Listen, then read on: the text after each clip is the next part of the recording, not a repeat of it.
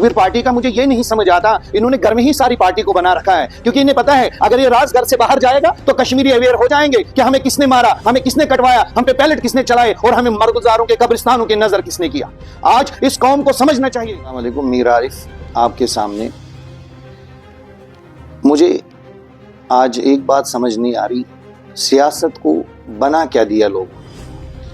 कुछ पार्टीज जिन्होंने 90s से यहाँ पर हुकूमत की, कभी एक टर्न लेता गया, कभी दूसरी टर्न लेता गया, एक दूसरे को हमेशा गलत कहते गए कि पहले बैटिंग मैं करूँगा, पहले बॉलिंग मैं करूँगा। कभी कोई बैटिंग करता रहा, कभी कोई बैटिंग करता रहा। आज पीडीपी जो अपने आप को बहुत ही अच्छी और बहुत ही बेदाग पार्टी कहती है, वो पीडीपी मुझे बताए वो आई कहाँ से, उसकी बुनियाद कहाँ से।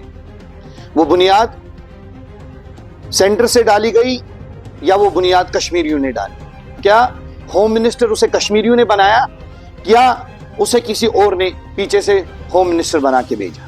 ये मुफ्ती पार्टी इतनी खतरनाक पार्टी है, इन्होंने 90s से लेकर आज तक हमारे नौजवानों को मलगुजारों के नजर किया, कब्रिस्तानों के नजर किया, मुखबिरियां कर करके, और जब इख्तिदार में आए तो हमारे बच्चों पे पैलेट चलाए, हमारे बच्चों पे गोलियां चलाई और हमारे बच्चों को इन्होंने कब्रिस्तानों के नजर किया।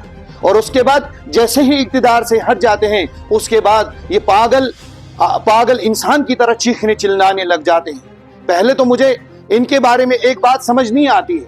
हम मुसलमान हैं माशाल्लाह, कश्मीरी लोग यहाँ के मुसलमान, यहाँ 75 या 80% मुस्लिम मेजॉरिटी है, और मुस्लिम मेजॉरिटी में रह करके मुझे एक बात समझ नहीं आती, पहले बाप ने मुखबिरी की, फिर बेटी ने मुखबिरी की। चलो इख्तिदार बदलता गया, पार्टीज में बहुत सारे बंदे होते हैं, हर किसी को हक होता है आगे बढ़ने का, लेकिन यहाँ किसी और को बढ़ने का हक ही नहीं है। यहाँ पर अपने घर में ही सारे लोग हैं।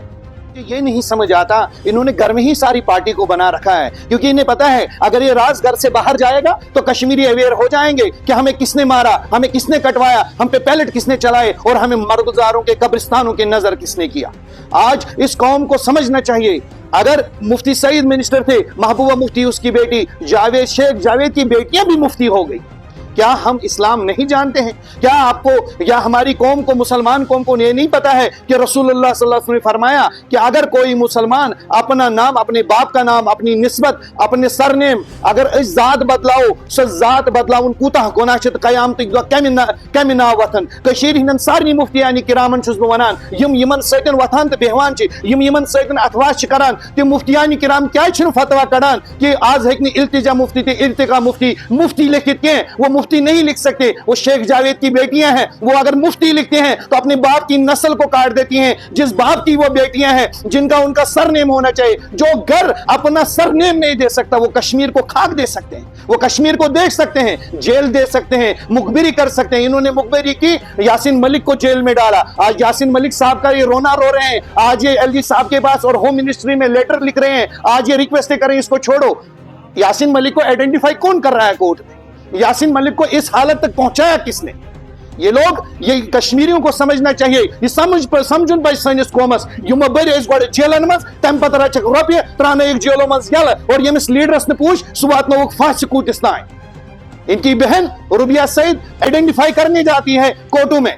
अगर इन्हें इतनी ही रफाकत और इनकी इतना ही इनका जज्बा है, अगर इन्हें इतना ही दर्द हो रहा है यासीन मलिक साहब का, बेशक हम यासीन मलिक साहब का दर्द रखते हैं, कश्मीरी कौम रखती है। उसने जब उसने गन उठाई थी वो छोड़ करके उसने एक सियासी तर्ज अमल पे अपने आप को कश्मीर में लाया। उसके बाद यासीन मलिक को माफी मिलनी चाहिए, मगर यह हक महबूबा मुफ्ती को नहीं है। इस मुफ्ती खानदान को बिल्कुल ये हक नहीं है कि यासीन मलिक के लिए गौहार लगाए। ये लगा किस जबान से हो सकते हैं? ये लोग वो लोग हैं जिन्होंने यासीन मलिक को तख्तेदार तक पहुंचाया, जिन लोगों ने यासीन मलिक को आइडेंटिफाई किया, जिन लोगों ने यासीन मलिक को जज के सामने, रुबिया सईद जो महबूबा मुफ्ती की बहन है, जो मुफ्ती सईद की बेटी है, उसी ने तो यासीन मलिक को आइडेंटिफाई किया। ये कश्मीरियों को धोखा दे रही है कौम। अगर कश्मीरी अब भी नहीं समझ सकता, 92 से लेकर के आज 2025 तक अगर ये नौजवान अब भी नहीं समझेगा, अगर ये वोटर अब भी नहीं इनकी जालसाजी को समझेगा, तो कश्मीर इनके जरिए बर्बाद हो जाएगा। और ये वो कौम है जिन्होंने कश्मीरियों को तख्तेदार तक पहुंचाया, और हमारे नौजवानों को आगे भी यही लोग नस्ल कशी करते रहेंगे।